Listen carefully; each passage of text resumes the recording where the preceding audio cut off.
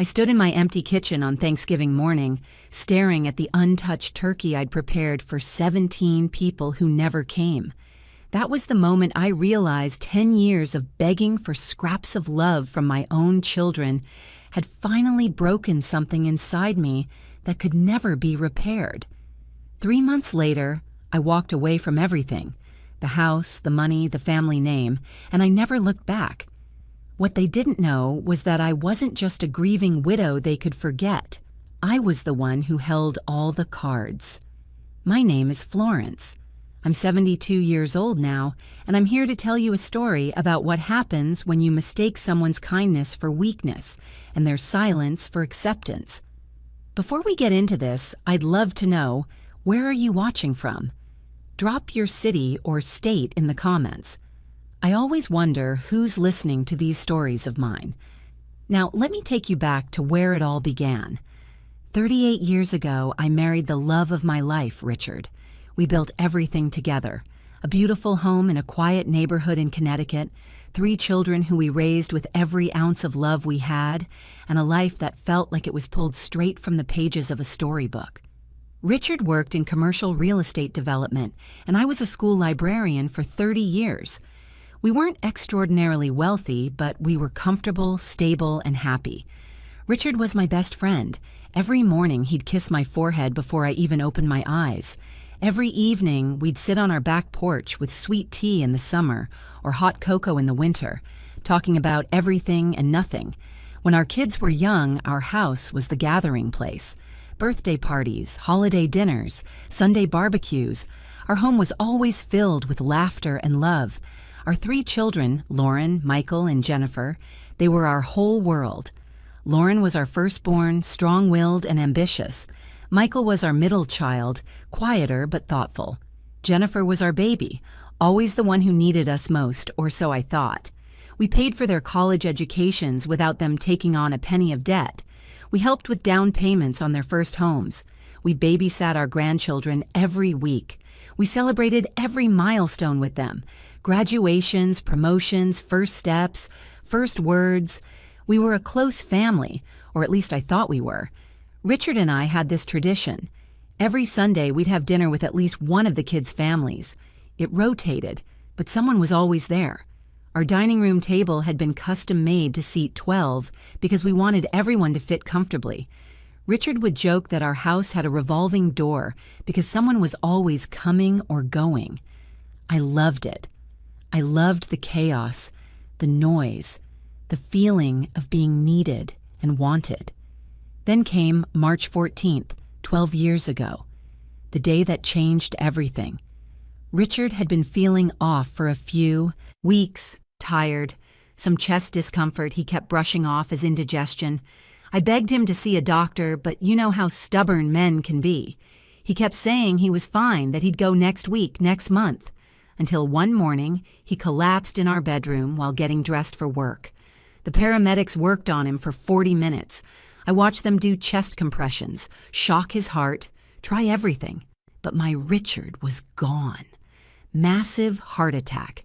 He was 68 years old. The funeral was beautiful in a terrible sort of way. All 3 of our children were there with their families. The church was packed with over 300 people. Everyone said such lovely things about Richard.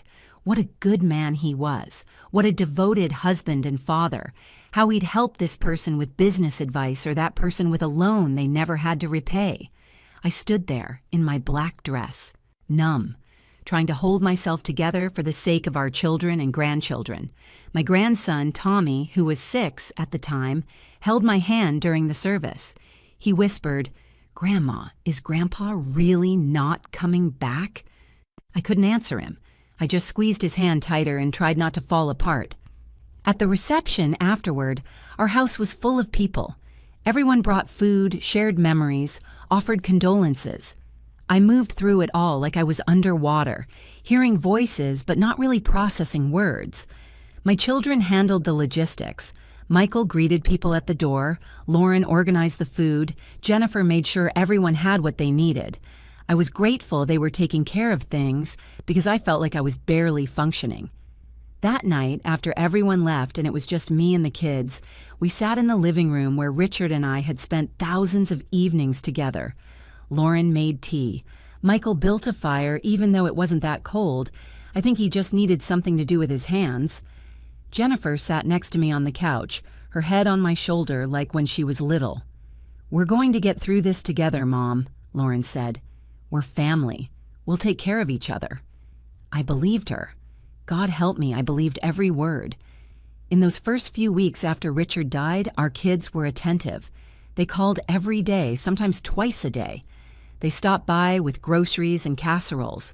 They helped me sort through Richard's things, his clothes, his tools in the garage, his office filled with 30 years of papers and memories. Lauren even stayed at the house for a week to keep me company. Michael mowed the lawn every Saturday like Richard used to. Jennifer called me every morning just to make sure I'd gotten out of bed.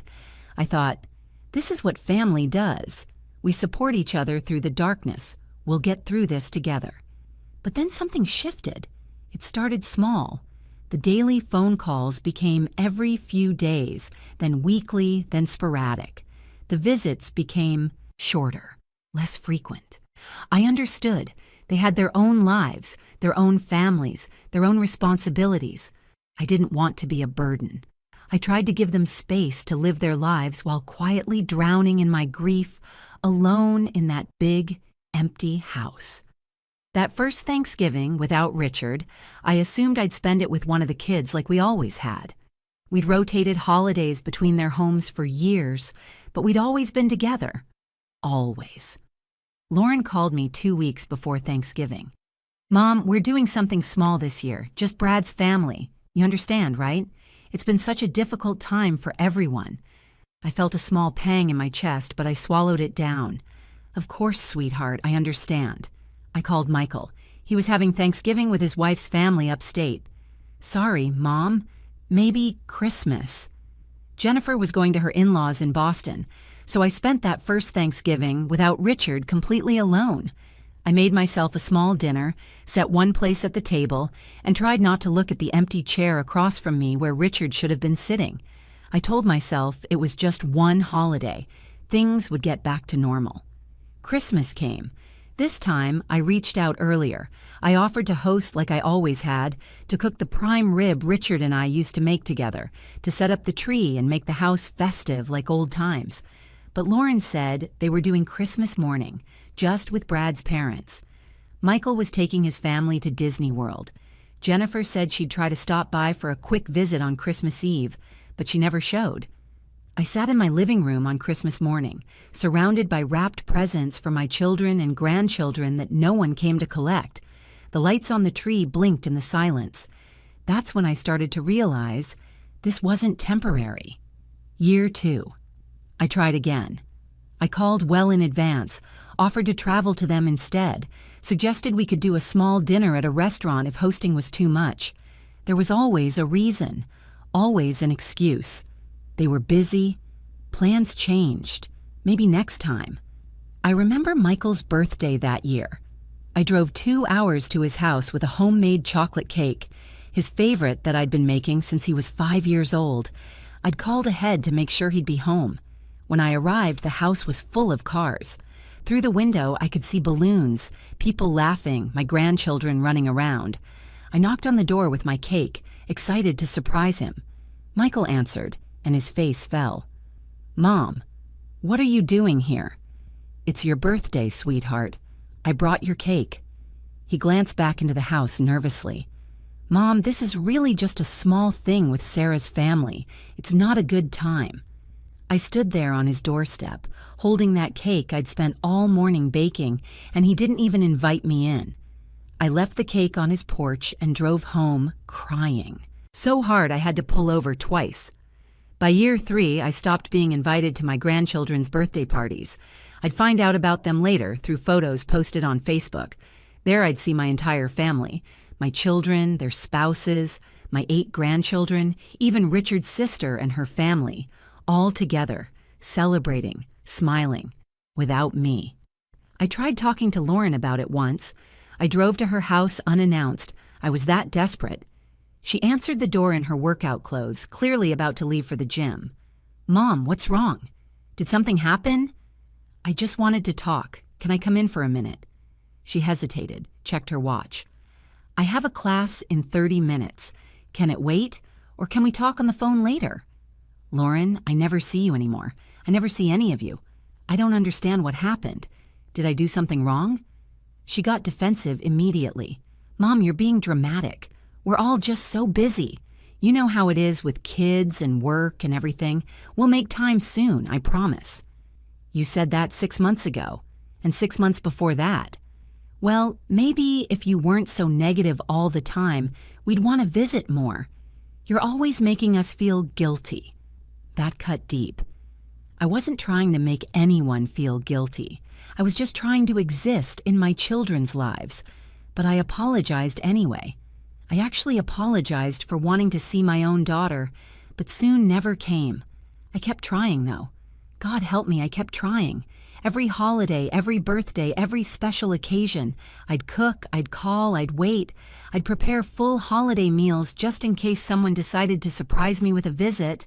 I'd sit by the phone on Sunday afternoons thinking maybe this would be the week one of them called just to chat. Year 4, I broke my wrist slipping on ice in my driveway. I called Lauren from the emergency room. She said she'd try to come by later to check on me. She never did. I managed alone. Grocery shopping one-handed, struggling to button my own shirts, sleeping sitting up because I couldn't get comfortable.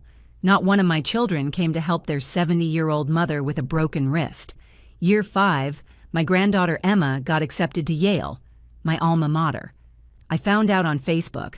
I sent her a card with a check for $500 and a heartfelt letter about my own time at Yale, offering to share stories and advice. She sent a text, "Thanks, Grandma." I never heard another word about it. I didn't even know she'd started college until I saw move-in day photos online. Year 6, I found a lump in my breast. I was terrified. I had to go through the mammogram, the biopsy, the agonizing wait for results completely alone. It turned out to be benign, thank God, but I'll never forget sitting in that doctor's office waiting to find out if I had cancer, with no one to hold my hand, no one to call afterward. My children didn't even know it. Happened. Do you know what it feels like to set a table for your family and eat alone? To buy Christmas presents that stay wrapped in your closet because there's no one to give them to? To hear about your own granddaughter's high school graduation through a neighbor who saw it announced in the local paper? I started having conversations with Richard's photograph. I'd tell him about my day, ask him what I should do, apologize for not being able to keep our family together. Sometimes I'd sit in his closet where a few of his shirts still hung, breathing in the fading scent of his cologne, pretending he was still there. I was dying inside that house, slowly, quietly, and no one noticed or cared. Year 4, year 5, year 6. The pattern didn't change. If anything, it got worse. The phone calls became obligatory check-ins on my birthday and Mother's Day. Quick, awkward conversations where I could hear the relief in their voices when they could finally hang up. The visits stopped entirely. I tried to understand. I really did. Maybe my grief was too much for them. Maybe I reminded them too painfully of their father. Maybe they needed to distance themselves to heal. I made every excuse for them in my mind, convinced myself that I needed to be patient, that family is family, and they'd come around eventually. But 10 years of holidays alone, 10 years of phone calls that went unreturned, 10 years of being forgotten, dismissed, erased from the family I had given everything to build. I became invisible. Here's what broke me, what finally, completely shattered whatever hope I'd been clinging to. Year 10, Thanksgiving. I knew better by then, I really did, but something in me just couldn't let go. I thought, it's been a decade since Richard died. Maybe enough time has passed. Maybe they're ready to be a family again. So I did something I swore I'd never do. I called each of my children and begged, not asked, begged. I told them how lonely I was, how much I missed them, how much it would mean to me to have just one holiday, just one, where I wasn't alone. I told them I'd cook everything, that they didn't have to bring anything or do anything except show up. I told them I needed them. Lauren said she'd think about it. Michael said he'd try. Jennifer said it sounded nice and she'd let me know. I took that as a yes. I spent 3 days preparing that Thanksgiving dinner. Turkey, stuffing, mashed potatoes, green bean casserole, cranberry sauce, 3 kinds of pie, all their favorites. I set the table for 17 people. I bought a new tablecloth, fresh flowers, nice napkins. I wanted everything to be perfect, to remind them of how it used to be, to show them what they'd been missing. I waited. The turkey came out of the oven at 2 o'clock, golden and perfect. 2:30 came, 3 o'clock, 4 o'clock. I called Lauren, straight to voicemail. I called Michael. No answer. Jennifer wasn't picking up either. 5 o'clock. The food was getting cold. I reheated everything. 6 o'clock, 7 o'clock. By 8 o'clock that night, I was sitting at that table, alone, staring at 17 empty chairs and enough food to feed my entire family that never came. Not one of them came. Not one of them even called to say they weren't coming. I sat there until midnight, and something inside me died. Not the quick death like Richard's heart attack. This was slower, colder. It was the death of hope, the death of denial, the death of the woman who believed her children loved her. That night I made a decision. I was done begging. I was done waiting. I was done being erased. If they wanted to act like I didn't exist, then I'd make it real. You see, there was something my children didn't know, something Richard and I had never told them because we didn't want them to view us differently or treat us like a bank account. Richard's commercial real estate business had been far more successful than anyone realized. We lived modestly. We didn't believe in flashy displays of wealth.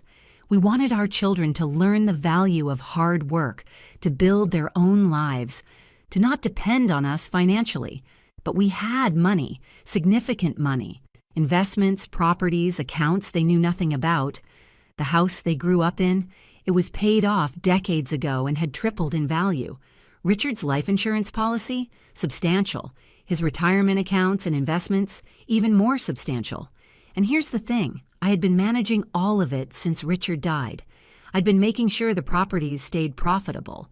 The investments grew. The money was handled wisely. I'd also been quietly helping my children more than they realized. Michael's daughter's private school tuition that he couldn't quite afford. I'd been paying half of it through an anonymous scholarship. Jennifer's husband's business that needed capital to expand. I'd been one of his silent investors. Lauren's mortgage payment when she lost her job 2 years ago. I'd covered 3 months of it through a check she thought came from her father's old company. They had no idea, and they never asked where I got the money to help them. They just took it and moved on with their lives, still not having time for a phone call or a visit. The Monday after that devastating Thanksgiving, I walked into my lawyer's office. Gerald had been Richard's attorney and friend for 30 years. "Gerald, I need to make some changes," I said calmly. "Big changes." Over the next 3 months, I systematically dismantled the life I'd built in Connecticut. I sold the family home, the house where I'd raised my children, where Richard and I had spent 38 years together. I sold it for $2.3 million to a lovely young couple expecting their first child. I hoped they'd fill it with more love than it had held in the last decade. I liquidated investments, closed joint accounts, transferred everything into my name alone. I paid off the money I'd secretly loaned to my children's ventures and closed those arrangements. I stopped the tuition payments, stopped the financial support I'd been providing without their knowledge. I cut every single financial thread that tied me to them. Then I called each of them one final time. "Lauren, it's Mom. I'm calling to let you know I'm selling the house and moving. I don't know where yet, but I need a fresh start. If there's anything you want from the house, your old room, family photos, any keepsakes, you have 2 weeks to come get them. Otherwise, they'll go to charity or the new owners. Goodbye, sweetheart." The same message to Michael and Jennifer. Brief, polite, final. You know what? Not one of them came to get anything. Not one of them asked where I was going or if I was okay or if I needed help with the move. Lauren sent a text. "Okay, Mom. Good luck with everything." Michael didn't respond at all. Jennifer sent a crying emoji and "miss you." That told me everything I needed to know. I packed up that house myself. 38 years of memories sorted into boxes. I donated most of it: furniture, dishes, linens, all the things that had filled our home. I kept only what fit in my car: some clothes, a few photo albums, Richard's wedding ring, and one quilt my mother had made. Everything else, the china we'd used for every holiday, the furniture we'd picked out together, the kids' old toys I'd saved in the attic, I let go. The hardest part was Richard's woodworking shop in the garage. He'd built cribs for all the grandchildren in there, picture frames, a beautiful hope chest for Jennifer's wedding. I stood in that shop for an hour, running my hands over his tools, smelling the sawdust, crying until I had nothing left. Then I donated it all to a vocational school. At least someone would use those tools to create something. By March, almost exactly 11 years after Richard died, I was gone. I took my money, bought a small but beautiful condo in Charleston, South Carolina, where no one knew me and I could start fresh. I picked Charleston because Richard and I had honeymooned there. I wanted to be somewhere that held good memories, where I could build new ones without the weight of all that rejection. I changed my phone number. I didn't leave a forwarding address. I opened new bank accounts, set up a new life, and I disappeared. The first morning I woke up in Charleston, I sat on my balcony with coffee and watched the sun rise over the harbor. I didn't check my phone hoping for a call. I didn't plan my day around being available in case someone needed me. I didn't feel that constant ache of waiting for people who weren't coming. For the first time in 11 years, I felt free. I wasn't waiting for phone calls that wouldn't come. I wasn't cooking for people who wouldn't show up. I wasn't torturing myself with hope that my children would suddenly remember I existed. I made new friends. I joined a book club. I volunteered at a local animal shelter. I took an art class and discovered I actually loved painting. I traveled. I went to Italy, to Ireland, to places Richard and I had always talked about visiting, but never got around to. I lived my life on my terms, and I did it without the weight of rejection crushing me every single day. 1 year passed. Then I got a letter. It came to my old address and was forwarded through my lawyer, the only person who knew where I was. It was from Lauren. "Mom, we need to talk. It's urgent. Please call me immediately." I didn't call. 3 days later, another letter. Then an email to my old email address that I rarely checked anymore. Then Gerald called. "Florence, your daughter has been trying to reach me. She seems quite distressed. She's asking about Richard's estate, about your assets, about the house sale. I told her I couldn't discuss your private matters without your permission. She became quite insistent." "What does she want, Gerald?" "I believe they've discovered the extent of your late husband's wealth, and they're realizing that you've moved on without them." Now, if you're enjoying this story and want to hear more like it, please hit that subscribe button. It helps me keep sharing these real-life experiences with all of you. Here's what I found out through Gerald over the following weeks. My children had apparently gotten together and decided it was time to start thinking about Mom's finances and making sure she was taken care of in her old age. Translation: they'd decided it was time to figure out what they stood to inherit. They'd gone to the old house and found a new family living there. They'd tried to access accounts with my old bank and discovered everything had been closed or transferred. They'd reached out to Richard's former business partners and learned that I'd sold his final properties and investments. They'd pieced together that there had been a lot more money than they'd ever imagined, and that I'd taken it all and vanished. Michael showed up at Gerald's office demanding to know where I was. Lauren hired a private investigator to try to find me. Jennifer sent me a long email about how worried they all were, how they loved me, how they needed to make sure I wasn't being taken advantage of by scammers or making poor decisions in my grief. My grief. After 11 years, after 10 years of holidays alone, after a decade of being forgotten, now they were worried about my grief. Gerald asked me what I wanted to do. "Forward them my new email address," I said. "Let's see what they really want." The emails came flooding in, all three of them suddenly so concerned, so loving, so desperate to reconnect. "Mom, we've been trying to reach you. Why did you leave without telling us where you were going? We've been so worried." Lauren, "Mom, this is crazy. You can't just disappear like this. We're your family. We need to know you're safe. Call me, please." Michael, "Mom, I miss you so much. Can we please talk? I don't understand why you left. Come home. Let's work this out." Jennifer, "I sat with those emails for a week before I responded. I wanted to be clear-headed, not emotional. I wanted to say exactly what needed to be said, nothing more and nothing less. Finally, I wrote one email and sent it to all three of them. Dear Lauren, Michael, and Jennifer, thank you for your concern about my well-being. I want to assure you that I am safe, healthy, and happier than I've been in over a decade. I left Connecticut and chose not to share my whereabouts because I needed to start a life where I wasn't waiting for children who clearly had no time for their mother. I spent 10 years trying to be part of your lives, cooking meals no one came to eat, buying presents no one came to collect, making phone calls no one returned. I watched my grandchildren grow up through Facebook photos because I wasn't invited to be there in person. After your father died, I needed you, and you weren't there. For 11 years, I grieved alone while you got on with your lives. I understand that you were hurting too, that you had your own grief and your own lives to live. But you had each other. You had your spouses, your children, your siblings. I had no one. So yes, I sold the house. Yes, I took the money, my money that your father and I earned and saved together. Yes, I started over somewhere new where I'm not defined by being the mother you forgot about.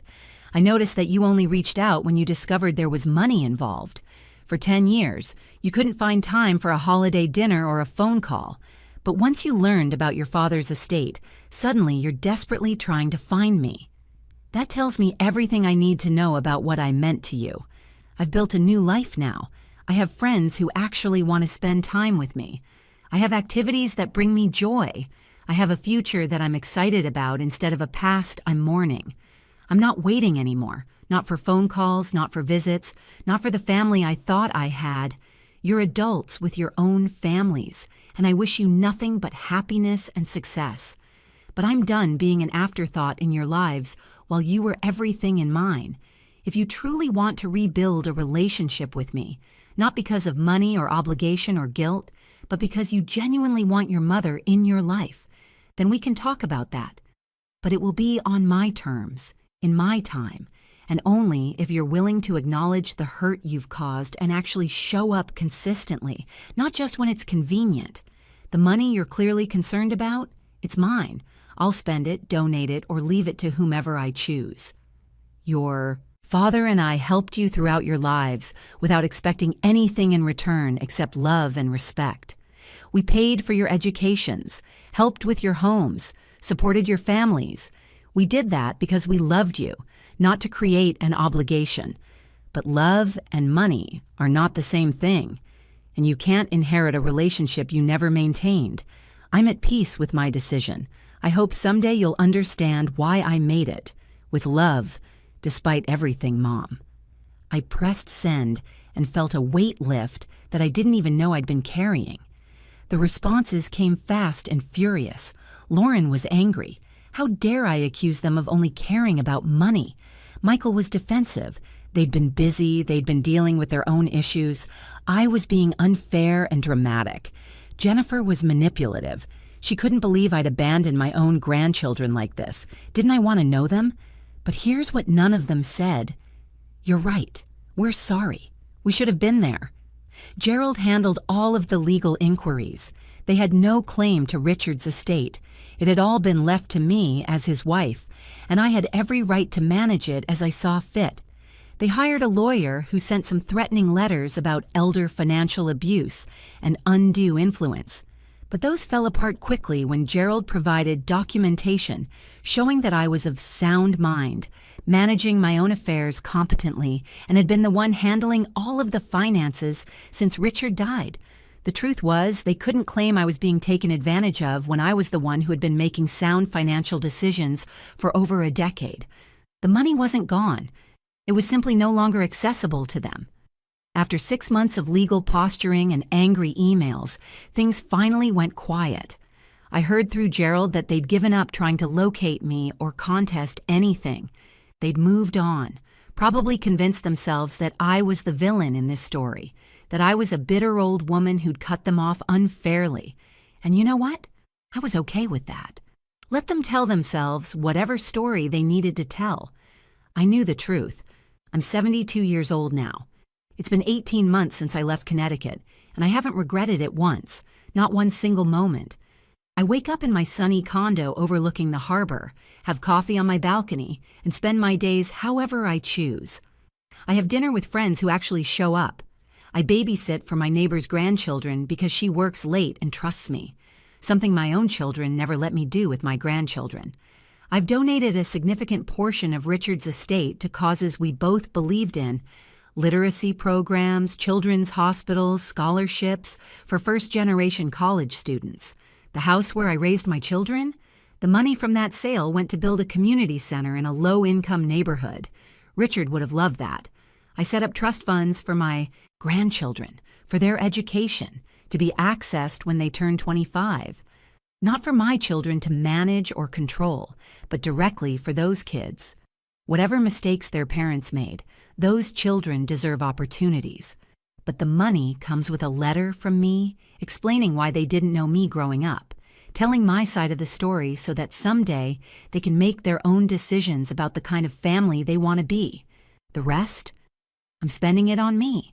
On travel, on experiences, on living the life Richard and I dreamed about but never got to share. I'm building the kind of old age where I'm not dependent on children who proved they couldn't be depended on. Last month, on what would have been Richard's 80th birthday, I got one more email. This one was from Jennifer. "Mom, I've been in therapy. My therapist helped me understand some things I didn't want to see before. I was wrong. We were wrong. I don't know if you'll ever forgive us, but I need you to know that I finally understand what we did to you.